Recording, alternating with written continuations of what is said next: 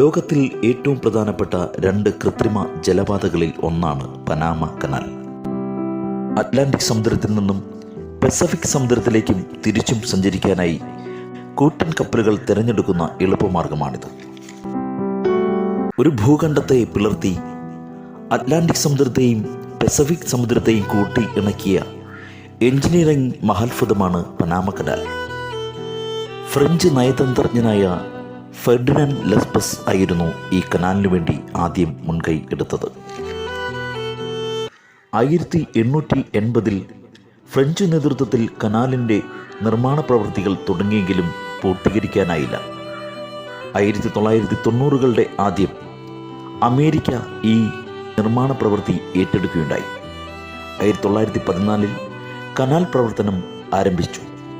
ഈ നിർമ്മാണ പ്രവൃത്തിയിൽ 10,000-കണക്കിന് തൊഴിലാളികളുടെ ജീവനാണ് നഷ്ടപ്പെട്ടത്. ഈ കനാൽ ഒരു പ്രാവശ്യം കടന്നു പോകുന്നതിന് വലിയ കപ്പലുകൾ 1 കോടിയിലധികം രൂപയാണ് ടോളായി നൽകേണ്ടത്.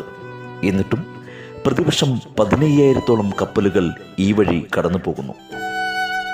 ഒരു ചെറിയ രാജ്യമായ പനാമയെ സമ്പന്നതയിലേക്ക് നയിച്ച ഒരു അത്ഭുതമാണ് പനാമ കനാൽ.